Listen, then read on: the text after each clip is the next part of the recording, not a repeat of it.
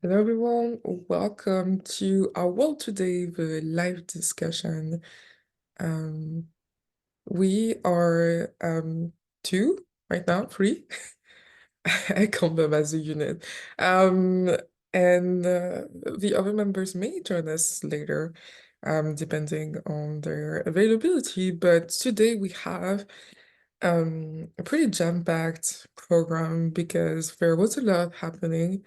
Basically, Trump was convicted on like 34 counts that he was charged with, which is a lot. I didn't know the details of that story as a non-American citizen, so I'm curious to know how did you guys react to the news, like what was the week like and things like that. Hopefully we'll get to talk about South African elections too, a little bit and Mexico elections with the first woman elected president there. And if we have time, we'll close out with a cool recap of the year in terms of LGBTQ rights, since it is the beginning of Pride Month. So, welcome, Nadia. Welcome, everyone who's joining us. Let's start with basically, I guess the biggest like political news of the week, which is like that Trump was convicted. And would you mind, you guys, giving me a summary of like how it happened, what exactly happened, like if we have any news since, and how do you feel really like as people living in the US right now about this? Yeah. Um, how I feel about it is that it feels crazy, for lack of a better word. Um, I don't know how you feel or how you feel, Nadia, but I felt yeah. I felt like it was um like good and like justified, Mm, because it's like accurate. Like even though he was president and whatever, like the fact that he was convicted, I think um it shows that like choosing like justice there, and some truth, which is good. yeah, because for those who haven't been following that story, like no US president, no former US president has ever been charged with or convicted of a crime, you know. And like even like when Richard Nixon was impeached, that's not a criminal matter, it's a political matter. Like so you're tried and quote unquote convicted in the Senate, but it's not like a criminal matter. So yeah, he's the first one to have that happen. um, the thing about this particular case is that this case had didn't have anything to do with what he did as president, other than like his general behavior patterns and choices, which continued into being president. So that's one thing I found notable, like because the conviction was for falsifying business records, like the financial records of his business. Um, I think the Trump organization. So it was like he he paid money, like a bunch of money, to his lawyer Michael Cohen, and then he was on his business records. He was like, "These are legal fees that I paid my lawyer, right?" Yeah, and then he was like actually telling Michael Cohen to pay the money to the Stormy Daniels, who's the adult film actress who he had an affair with, which, while immoral, isn't a criminal offense. But the thing that really ratcheted it up was that the whole purpose of it was to, try to manipulate and sway the outcome of the election. And that's not looked upon favorably either. So that kind of made it more of a serious offense in the eyes of a lot of people, but falsifying business records is like a class E, like a lower tier felony in New York. So yeah. So that got him convicted because it's an open and shut case. Like Michael Cohen, the lawyer guy, he testified against Trump, and it's like an open and shut case. It's very obvious what happened. Mhm. So Yeah. you know, I was also glad too because I felt that it would like dissuade America from Trump more. Like maybe people who were on the fence. Like there's obviously people who are like more hardcore and that wouldn't dissuade them, but I thought it was good that in that way, like to um kind of steer people in a different direction, you yeah. know? Yeah, I did feel like a lot of people were on the fence about it. So it's definitely interesting to see like when the trial ended and how it's definitely going to change everything. I just want to say maybe for reference or even for comparison, when you're convicted or even when you're not convicted, when you're judged innocent, but you had a scandal in a lot of European countries, not France, but still, like people basically step down from political life almost immediately. And I feel like yeah, that's telling a lot about what we value in terms of reputation, in terms of ethics, and things like that. So whatever the crime is, even if it's like a class E crime, like that would happen in like Ireland, maybe sometimes like the UK, Netherlands, Scandinavian countries. And yeah, I think it's just a point of reference, but I think also like I wasn't aware of the counts, the nature of accounts that were in the trial. And I feel like even having that displayed with your name is definitely like discouraging for sure. And also like even though it's that it's weird for sure, it's kind of a funny, negative way, affair, I would say, like a way of living, like the things that he did. Um, but also like for me, culturally, like I wouldn't necessarily trust a president that modified the numbers. Yeah, and maybe that says something about the nature of how he operates and could help for the trials that are on the other side for what he may or may not have done um, during his mandate.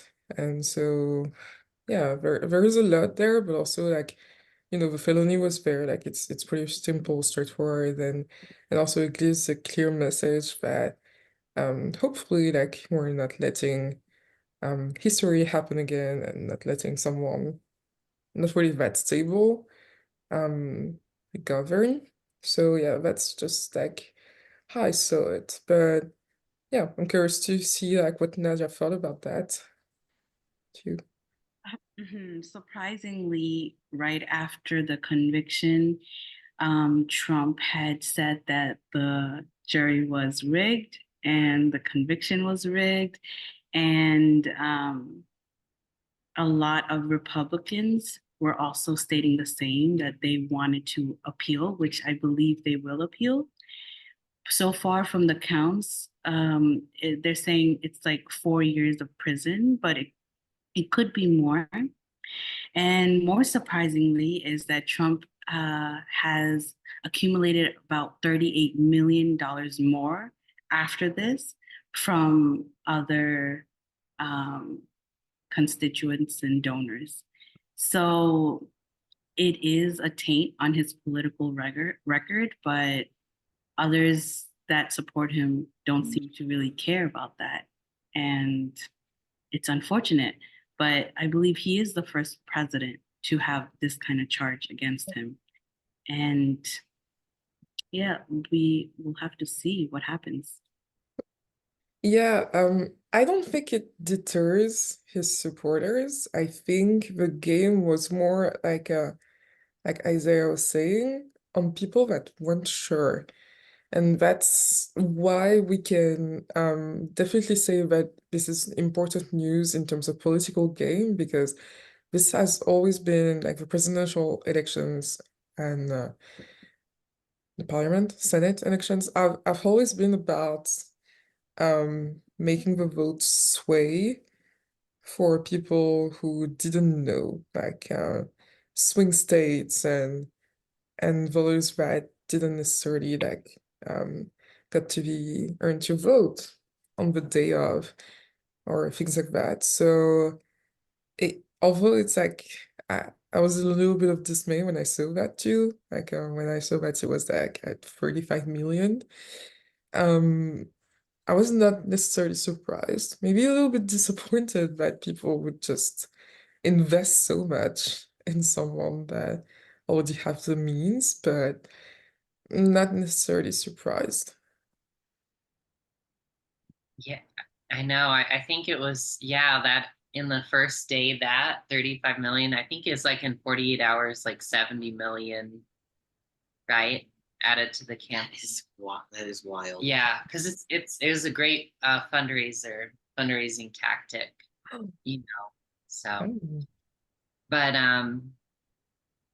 I don't know, but that's kind of the thing about this though, is that like, I mean, the truth is the truth. I mean, yeah, like he did commit those crimes like in his state, and it's fair game. Like he could be prosecuted for like an extremely long list of things.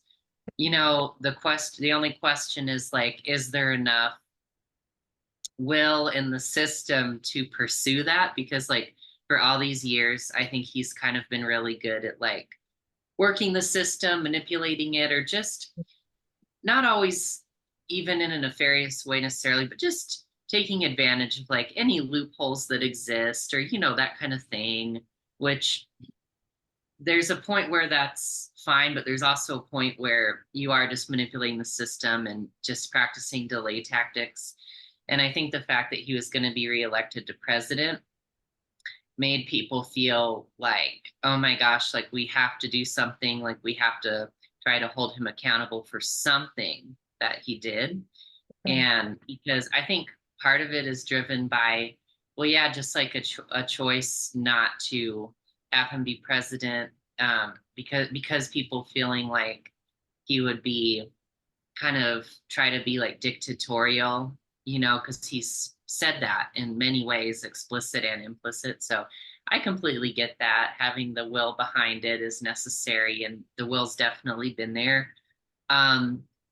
Maybe almost it makes sense too, from a logical standpoint and from an emotional standpoint in our country, that this would be the only conviction that would happen before the election. Because let's say like that he was convicted of the would it be I don't remember if it's treason, but like there's the Georgia case is the election interference. That's when like he called the Georgia Secretary of State, and he was like, hey, I need 20,000 or 40,000 more votes. He was like, please manipulate the numbers for me.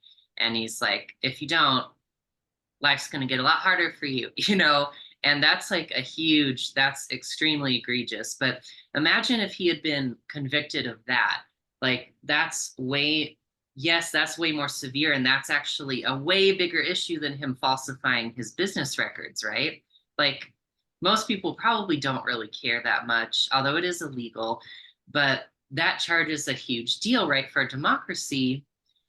But it's also way more controversial, and people are already like in kind of whipped up and insane about it. Like people have been threatening the jurors and the judge. They've been threatening violence. Trump has been making a lot of like dog whistles to violence, saying like, you know, if I'm in prison, then our country will reach a breaking point. which we know what that means.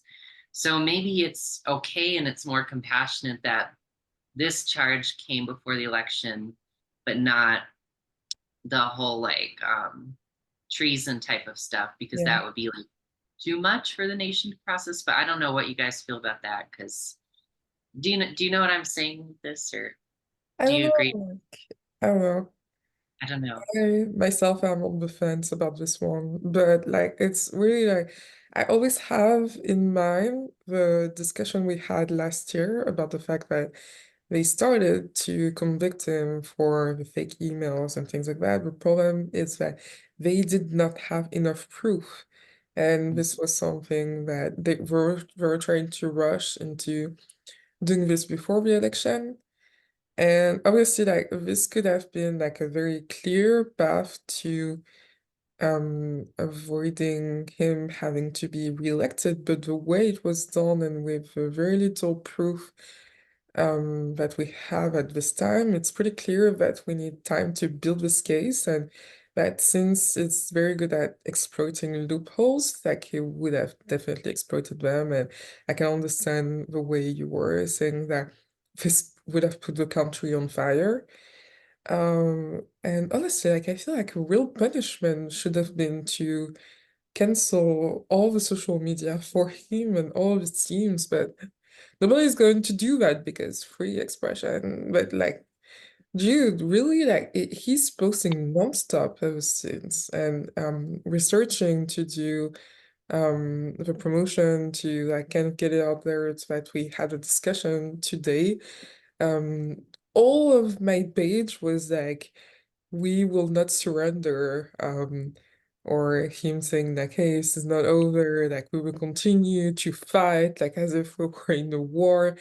And that's a crazy environment and reality that people are living in. Like it feels like they're on the war zone, and I'm like, whoa, dude, I'm not at all in that vibe. And and I feel like he has a good power to just rally everyone, rally a lot of people to his cause, and that's his strength, and you gotta give him that. But yeah, for sure, it would. I think like the more I'm talking, like I think maybe the more it would have set the country on fire for sure at this time, maybe like, but too close to the election. Too controversial, too many loopholes, too many ways to exploit everything that wasn't like shared with the public.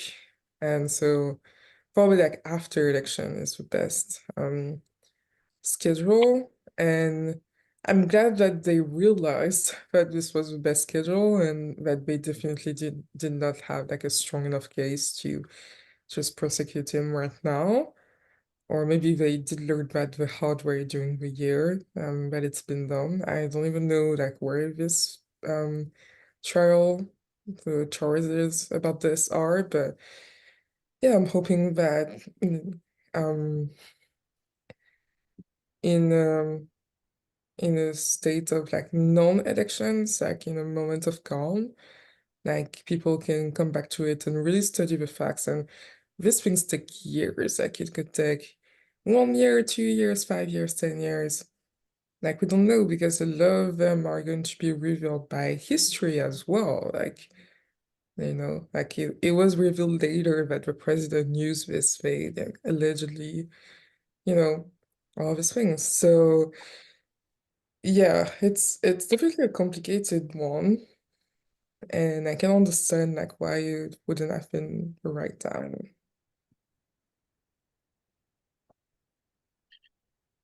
Maybe, maybe too. I'm not saying like, oh, for sure, but I'm kind of just, I'm Yeah. trying to find the truth of it, and hopefully maybe, or maybe that is, I don't, what do you feel, Nadia? I don't know. I feel like we let him off way too easy. And how has how has hate gotten so much power in our country that now we're afraid of ruffling some feathers to the point where we don't want to bring up these issues because we're afraid of what a lot of the country will react to this. And it's really unfortunate. It could be a tactic that we don't have all the evidence. That's why we're not bringing it up to the table. But so far, the way I'm feeling is like he's getting off way too easy with too many convictions on things that are not even related to this. So, yeah, That, that's the thing though, like he just plays the game well. Like the system is set, especially in the US, in order to benefit people that have certain that are entrepreneurs, that have certain successes in terms of business. And I'm not saying that it's a bad thing, but it definitely put people in power in terms of how well they can manage like getting through financial changes and you know, having status because they became like millionaires, billionaires maybe. And it is benefiting from that, from doing that for decades.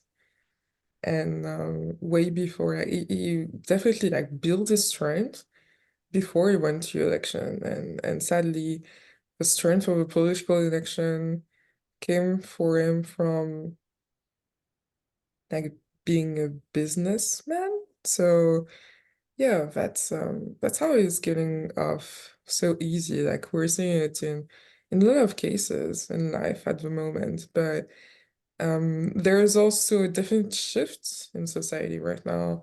We're hopeful that we can like harmonize between like lifting up the successes of people while not giving them like priority over ethics and stability and financial honesty and things like that. Mhm. It really shows where our country is right now and how the support is swaying. I feel we'll, of course, know more closer to the election, but Biden is really not helping the case at all, from what I feel. But yeah. How is Biden not helping the case? I'm curious. I didn't hear anything about it. He's not as strong as an opponent to Trump. How the way Trump sways his supporters, Biden cannot do. And Biden has never had that charismatic and personality to do that. Yeah. So we need something that will balance the scales. And right now, with Biden, it's not balancing.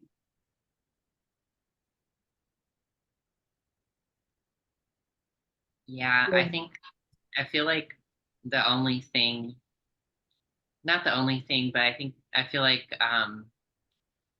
the main thing that Biden has going for him is like a sense of like stability and being Sane. stable, yeah, like not being erratic.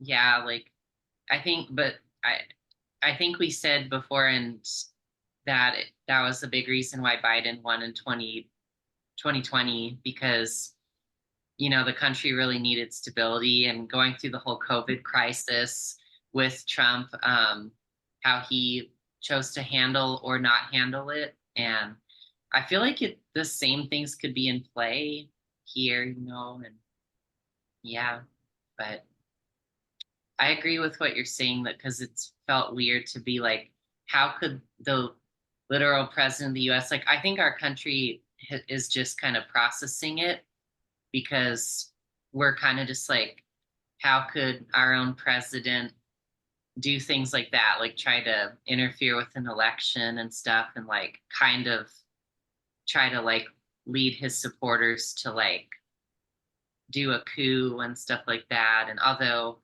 we're still sorting through all the details of that legally and stuff like, but I think the whole nation was kind of shocked by that, or like not sure how to respond, or still processing it, because you're just like, wait a minute, like that's not how things are supposed to go here. But there's like, could that really happen? And Right. Yeah. Yeah.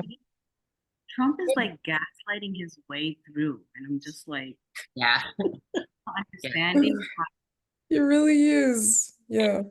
and I'm just like, how is this happening? Why are we not holding a very strong foot about this?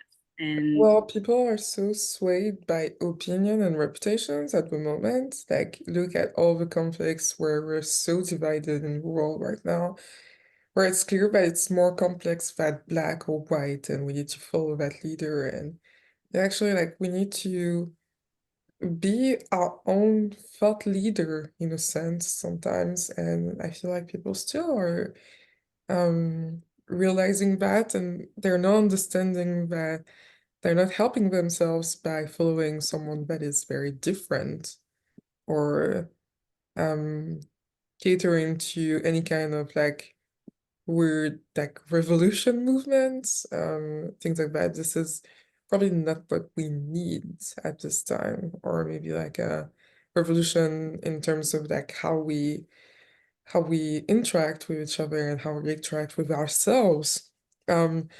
And I feel like there's a lot of testing, trials, and error. And like I feel compassion because people are really trying for some of them to to change, but it's just like maybe they don't have the tools to think about that. Like I just had the very same thing because I was like I had oral exams with my students today, and it was like one of them had the AI subject, and they see the world in very black and white. Like, for example, they think that AI is like directly sourced from the brains of like genius scientists like Einstein. And I'm like, no, like it's sourced sometimes from sources on the internet like Reddit, which can be wrong and things like that. And so people are not seeing that there's no like superhuman superpower in place. Like sometimes you just need to do your own exploration, and that's it.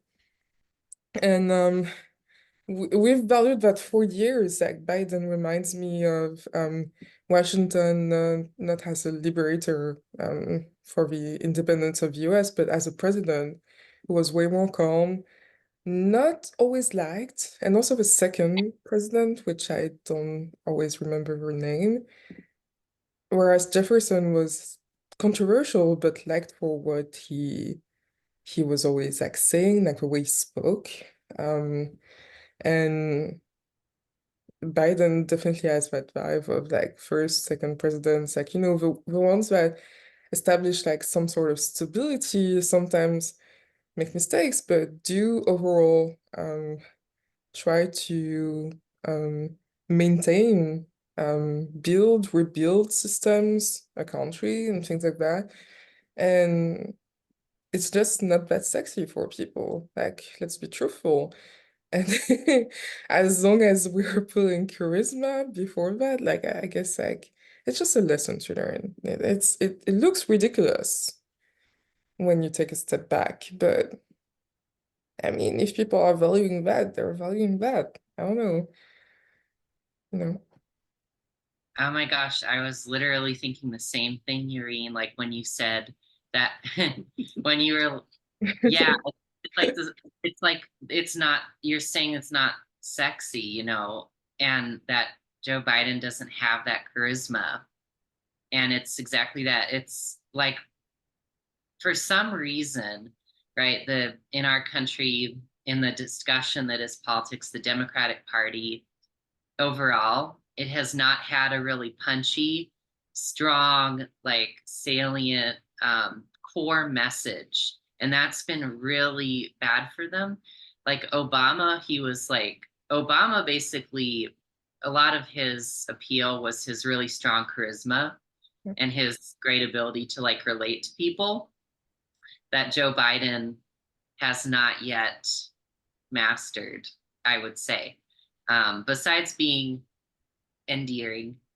And so I think because Obama, like coming off of the 2008 recession and everything like that, his message of like hope and change and fairness in a level playing field for all people was like really well received, that kind of like universality.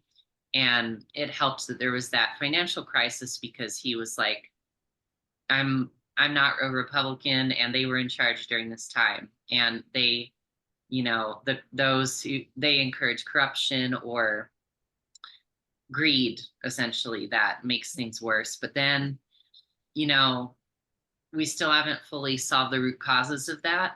And so now for the Democratic Party, I think people look at it and they're kind of like, Obama's message from 2008 would not work today, because they're like, well, you said we would have hope and change in a level playing field and take out all these structural economic problems caused by whatever greed or mismanagement. But look at us now, like the economy, the environment is like still really, really tough for people. People are like, we can't buy a house. Why? And like nobody's really addressing that. That's the problem. The Democratic Party it's kind of walking this very thin tightrope between being more radical and taking a more radical, I'm not saying like far left, but like being like, here's the problem, here's the solution. I guess not radical, what's the word, like very forward. Mhm. They're not being very forward. They're kind of still trying to hang on to that old like hope, change, level playing field for all, Yeah, kind of thing. And people are like, how? you know, There's like, like, how? yeah, Where Trump it is can, here. sorry, yeah. It just kind of feels, and there's no one really at fault here, I would say. It just kind of feels like, the old game, like very definitely seen for me, as I take a step back as um a group of like thought leaders that have very stable views, even when they get things wrong. And so stability for me would be the priority. However, it's kind of like when you're on the work market right now, it's like, it's not enough to have all these skills. Like, how are you wielding it? How are you standing out? And I feel like what they could learn from Obama and even a little bit from Donald Trump is how to really pinpoint in your communication where is the problem. Like, okay, is the problem? Here's a problem, and here's how I'm going to solve it. Like, it's not enough anymore to say, like, I'm the stable solution, don't vote for the crazy guys, and don't vote for greed. And people are like, what greed? Like, we just want to survive. Like, and there are things done for hopefully helping people surviving, but like, there is just like this lack of. Or maybe like they're just like too deep into the fear that they would play into a game of drama that they have forgotten. Or maybe like attracting the people, like the swingers with like a very like far-reaching communication that they forget about the regular people that are just like, hey, what about, my day-to-day living situation, the cost of my life, like where you're addressing my problem, like, okay, here's a problem, here's a simple solution. People are kind of feeling lost right now. And it's true, like I haven't heard a single thing about program right now. Like, and we're like, how many months? 5 months from election? That's that's just like, I'm not really understanding the strategy here. Well, they chose a strategy for sure to just like going after, yeah, the historical strategy of going after people that weren't sure of their vote. But we just know today that that's not enough. Like, we also need to reassure the people that used to vote for you, because like they're counting on you to do stuff for them in a society and an economy that is unkind to them at the moment. you know, and for which it's going to get harder and harder. Like you need to get down to their level and speak to them as well. Like this isn't about swingers anymore. This is about appealing to the masses, having that general message, right? And just federate people, like not separating your messages from the different sections of your electorate.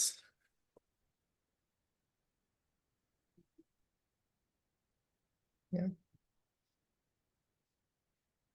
And So I think we we did reach a new level of stability after COVID because we were just so um, out of the norm of life that we had no other choice but to stabilize. And there needs to be a change in pattern from the stability because people are getting too comfortable in the old pattern, which is why I feel Trump keeps coming back into the election because there's no change in pattern that will allow for us not to attract Trump into our voters' booth. And in order for that change of pattern to happen, we must surrender to what is being shown right now. And one part of that surrender is Trump being convicted, showing like shedding a true light to what's going on with Trump. But there needs to be more light shed and more comfortability with that uncomfortableness and recognizing that, hey, you guys we all went through COVID. So we can go through changes that will allow for new presidential candidates that are not Trump or Biden.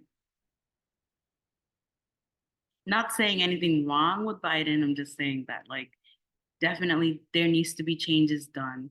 And I was thinking of Obama as well. Obama came in at a time we really needed him. So we need someone like him for more of that revolution. yeah, I'm getting you have to have a lot of skills right now to be a leader, to be able to appeal to the masses with your message, but actually have the skills or the team that can deliver afterwards. And I would think that, I don't know, there's just something about like also respecting people's personality. Like it just feels like Biden wouldn't be the same type of leader as Obama. And he wouldn't have the same style of communication. So, like, who can we put there that is not necessarily like going to go for president, but that can actually like speak for him in order to have the best yielding result of like just, communication with other people, like not communication in terms of marketing, but really communicating with other people, right? And yeah, I guess we'll have to see. Like, as the election is approaching, like, I'm sure we'll have more and more to discuss about that. Like, we haven't discussed much about it this year, but like, it's potentially going to come back quite regularly by now.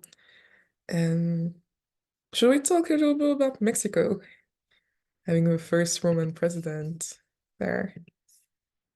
Yeah, so Claudia Scheinbaum, I don't know how to pronounce her name, but Claudia Scheinbaum became the first female president in um, almost 200 years of Mexico's independence. And that's a huge thing because she was elected between like 58 and 60% of people that, voted, while the former president, like opposition candidate like Xochitl Galvez, no, is not the former president. Is the opposition basically. Like is from the opposition party. Had like 26%, and the other people had less than 10%. So yeah, the Congress also will be the same party as the president, so that's the first like sweeping victory that we see this year, in terms of elections, which is interesting.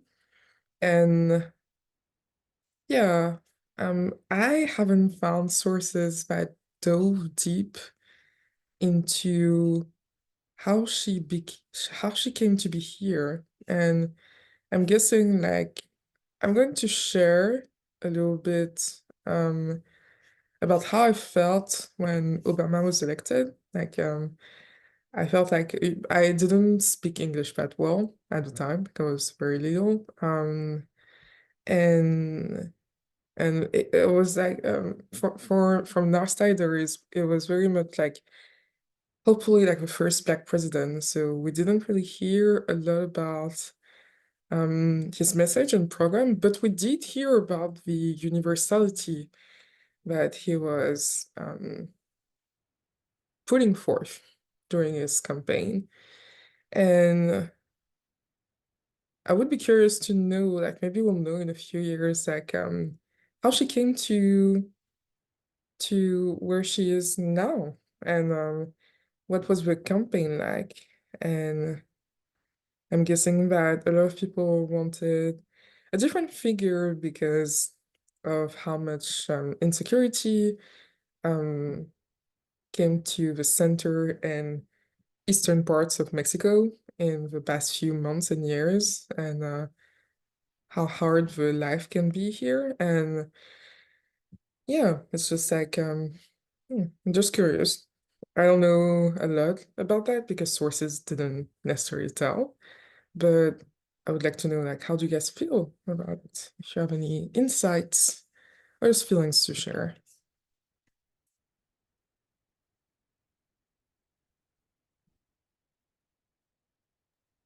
Okay, Sage, I'll go.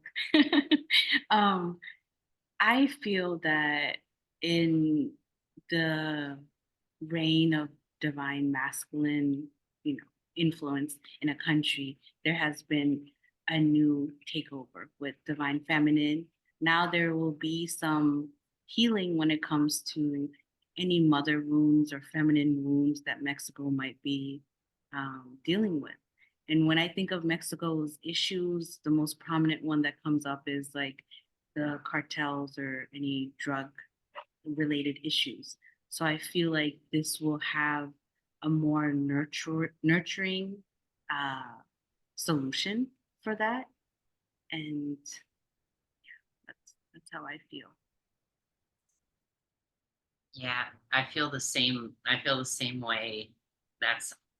It's cool, isn't it? Because um yeah, like all of humanity goes through this too. Like all of humanity goes through the thing about like patriarchy and the idea that yeah, men are like in a superior position to women, and then sometimes people move the other direction or like push back against that and stuff. And it's really cool to see how this election will be culturally processed in Mexico and around the world and stuff like that.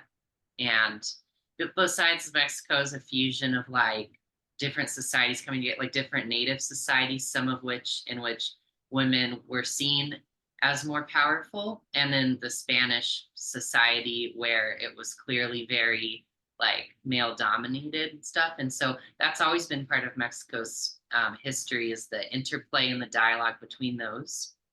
But I think it's really cool for them that they have a female president.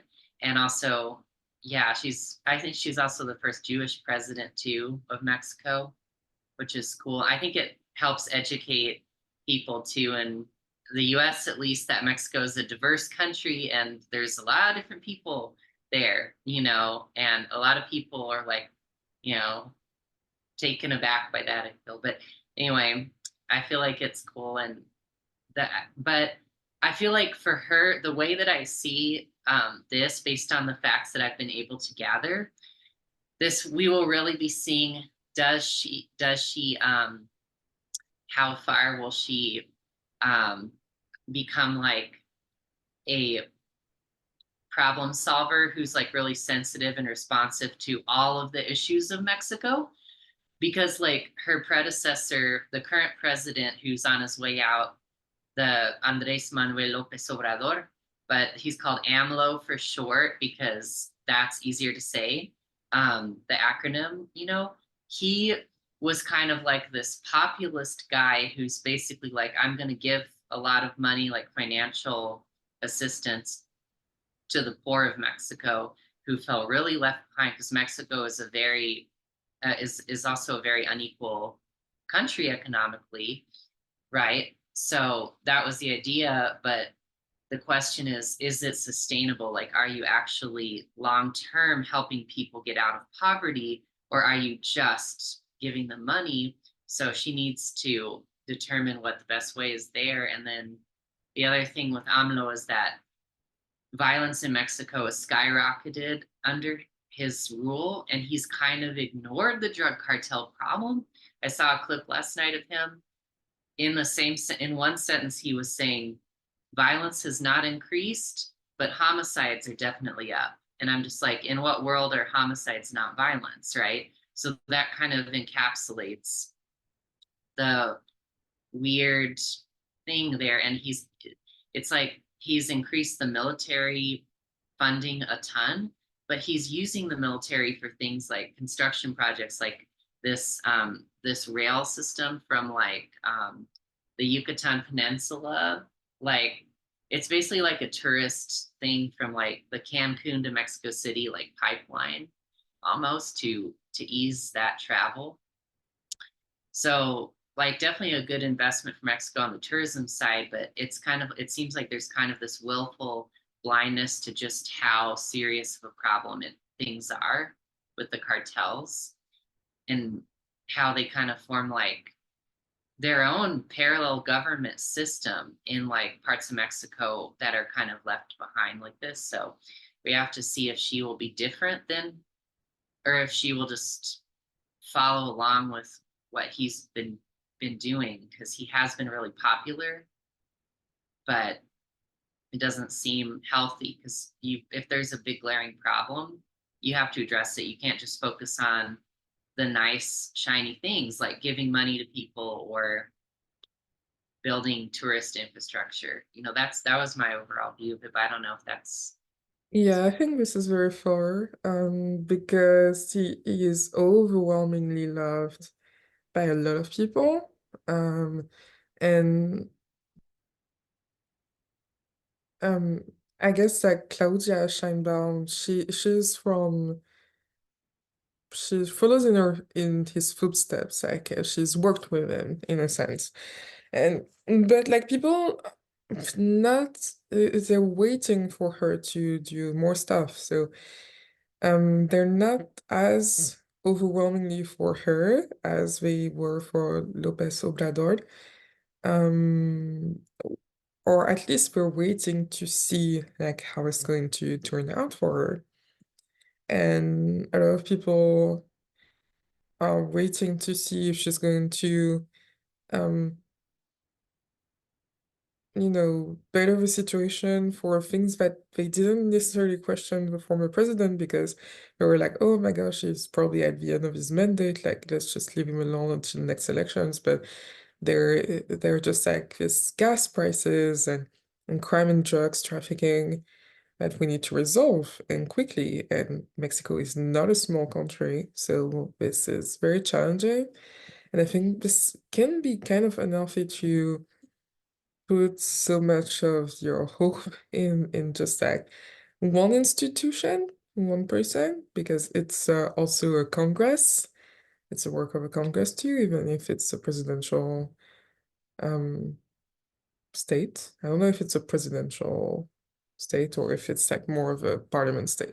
Well, whatever. And then yeah, there's also like, yes, people liked him in a sort of like Robin Hood way, but is it really like helping them get out of poverty long term? We don't really know like what are these policies fooling? And imagine like not to overshadow like the victory of Sheinbaum, but if she has to overturn a military program of or a gift to the poor program in order to completely change the way Mexico has its foundation built, it's going to be like a weird few years. So I don't know. We'll have to see. Like, will she continue? Will she continue like his legacy? Will she continue his legacy of giving to the poor while changing on the side so that people are not too shocked by it? Or will it be a complete overturn and people may not be happy for a while or possibly ever? We'll have to see. I'm interested to see the relationship between US and her leadership because US and Mexico have such a strong relationship for many years. And for her to come out of this election from a very popular previous president and to win must show that she's a very strong and powerful lady. So I'm very curious to see how she puts forth her points and how she carries the relationships with other countries. And I also feel like because of her presence, she could really have a leverage with Mexico's tourism. And if Mexico gets a bit safer, it could really benefit their economy. Mhm. Yeah, for sure. And she has, at least she's exposing that she's all about teamwork in on the internal of her country, and that's already like put in place things in order to build partnerships with her government and with the Congress. So it feels pretty good for now to have her work on these things. I'm just wondering, like, will she extend that partnership to other countries? It will be like very interesting to see. Probably not right about now with the US, or maybe so.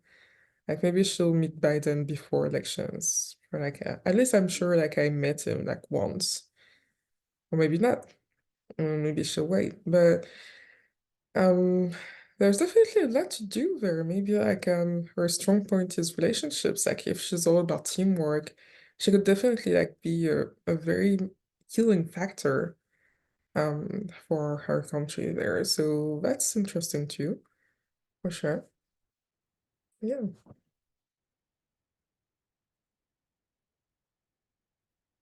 Also, I forgot. We've got like 6, 7 minutes left, and I'm feeling like the review of the year in terms of like LGBTQ rights should probably be left for next week. Like it's probably going to be exciting because like we're going to be we made it together when we record. No, we're not together. Like we're going to record before the summit. But yeah, can we talk about South Africa for a little bit? Yeah, so just so you know, last week we were talking about the elections in South Africa, and we have the results like for the first time in 30 years, like ever since democratic post-apartheid government was built. There is no majority in parliament. There is going to have a coalition between the non-stable, usually major party that got into the lead in terms of votes, but not over 50%, and with other parties too. So what Granville was predicting around basically having to work together with different parties at this time is coming, and so there's good and bad with it. Like there's definitely good in multi-partisan government and having new ideas and maybe like a new wave of people. Hopefully, like this will boost the historical party to just get the problems of South Africa solved pretty quickly. Talking about electricity, internet, things like that. And then there's also the other side about like there is like in every country is like some extreme parties that also have a voice, albeit like not much at this time, but yeah, there is just it's going to be interesting to watch. Like I don't think like we have any feeling of how it's going to go or where it's going to go at the moment, but we can guess that there's going to be some kind of change in terms of relationships and politics and hopefully policies, because we really do need some new ones and some actions taken. So how do you guys feel? Maybe in a little like a short summary, like what do you feel about this election and what we know about it, like what we've learned, what may come next? Which parties won? ANC and which ones? I don't know if the name of the other ones. Just like The three that were in parliament now, or just two? ANC is still the one that is in the lead. Oop. Wait. Yeah, it's still like the one that is in the lead, but like I don't have the exact numbers of the other parties. Probably should research about that. I was hoping that Granville would like give his piece on this tonight. And also his feelings, because it's always interesting to have the feelings of you guys from like because you're leaving these political changes at the moment. But yeah, we know that ANC is just like had the majority of vote, but that outright majority. Just that I don't know how much it will change. That's a question basically. Like I don't necessarily know like how much things will change and why. So yeah. Yeah, Any- good to wait on that. Oh, no, go ahead, Nadia. Oh, I just said good to know the update on that, because I know last week Sage was saying ANC has been the reigning for a long time, and yeah, and MBMK or something has been economically favorable, I believe you were saying, Sage. Yeah. So it's good to have like a nice melting pot. That way, more issues get like addressed. Yeah, hopefully. Sage? Yeah, I felt it was like interesting. I think, yeah, it was like first the ANC, but I think they got like 40%. I think before in the previous they got like close to 60% in the election, the last one. So that's definitely a big drop. But yeah, I felt it was interesting because I was like, the number two party is that MK party, the Nkolo Wesizwe party, that is named after the armed wing of the ANC, actually, like the people who were physically fighting the apartheid regime. And I'm just like, how different is the MK party? How much substance do they have to their platform? Because it sounded like it was just kind of the former president, Jacob Zuma being like, I disagree with the current president and I'm just going to form my own party to break away, so that I can have a chance in the running, in the leadership of the country, to having like a party kind of my own and that represents dissent from the ANC but still branches off from it. And I was like, that's such an interesting dynamic.